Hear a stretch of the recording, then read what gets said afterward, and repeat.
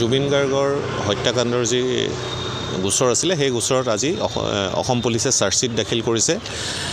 BNSৰ 103 আৰু 105 ধাৰাত 103 যিটো ধাৰা সেইটো আগৰ পূৰ্বৰ 302 IPC আৰু 105 304 সো 103 গোচৰটো যদি কোনো ব্যক্তিৰ শাস্তি হয় তেওঁক যাৱজ্জীৱন কাৰাদণ্ড বা ফাঁসি পৰ্যন্ত দিব পাৰে ডেথ পেনাল্টিও আছে আৰু 105ৰ যিটো ধাৰা সেইটো culpable homicide not amounting to murder সেই ধাৰাটো প্ৰযোজ্য হৈছে তেওঁ যি দুজন দেহৰক্ষী আছিলে সেই দেহৰক্ষী দুজনৰ বিৰুদ্ধে 105ত দিছে আৰু বাকি চাৰিজন সিদ্ধাৰ্থ শৰ্মা শ্যামকানু মহন্ত অমৃত প্ৰভা আৰু শেখৰ গোস্বামীৰ বিৰুদ্ধে 103 ধাৰাত চাৰ্জশ্বীট দাখিল কৰিছে প্ৰায় 3000কেও অধিক পৃষ্ঠাৰ এখন চাৰ্জশ্বীট 250 জনতকৈও অধিক সাক্ষী আছে গতিকে নিশ্চিতভাৱে ইয়াত যথেষ্ট সমল থাকিব লাগিব আৰু এই সমলখিনিৰ ওপৰত ভিত্তি কৰি সাক্ষ্যৰ ওপৰত ভিত্তি কৰি আদালতত যি চাৰ্জশ্বীট দিছে এই চাৰ্জশ্বীট দিয়াৰ পিছত এতিয়া বিচাৰৰ প্ৰক্ৰিয়া আৰম্ভ হ'ব গোটেই বিষয়টো আদালতৰ নিৰীক্ষণত বৰ্তমান আছে কিন্তু এটা কথা খুব পজিটিভ যে 3 মাহ হোৱাৰ পূৰ্বেই এটা প্ৰত্যাহ্বান থকা এটা যিটো তদন্ত কিন্তু এই কাৰণে প্ৰত্যাহ্বান আছিলে এই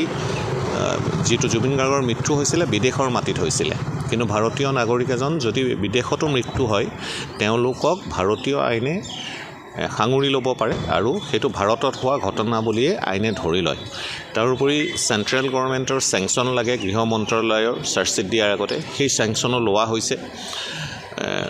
আগন্তুক দিনত এই কথাটো পৰিষ্কাৰ হ'ব কি সাক্ষ্য আছে কি সাক্ষ্যত কেনেকুৱা ধৰণৰ সমল আছে এই কথাবিলাক আদালতৰ মজিয়াত পৰিষ্কাৰ হ'ব আৰু যিকোনো ব্যক্তিয়ে চাৰ্জশ্বীটৰ কপি ল'ব পাৰিব যদিহে তেওঁৰ এই গোচৰত জনাৰ বা তেওঁৰ ইণ্টাৰেষ্ট কি আছে সেইটো আদালতত ক'ব লাগিব আৰু আদালতে যদি পতিয়ন যায় তেনেহ'লে তেওঁক চাৰ্জশ্বীটৰ কপিও আদালতে যোগান ধৰিব এনেকুৱা চাৰ্জশ্বীট আমি দেখা নাই এতিয়ালৈকে সংবাদ মাধ্যমৰ পৰাহে গম পাইছোঁ যে চাৰ্জশ্বীট দিছে কিন্তু আৰু 103 BNS আৰু 105 BNSত দিছে গতিকে নিশ্চিতভাৱে হত্যাৰ গোচৰত চাৰ্জশ্বীট দাখিল কৰা হৈছে আৰু হত্যাৰ গোচৰত সমল আছে নাই কেনেধৰণৰ সাক্ষী আছে এই গোটেই কথাবিলাক আদালতৰ মজিয়াত প্ৰসিকিউশ্যনে প্ৰতিপন্ন কৰিব লাগিব আৰু যদি প্ৰতিপন্ন কৰিব পাৰে তেনেহ'লে দোষী সাব্যস্ত হ'লে তেখেতসকল বৰ্তমান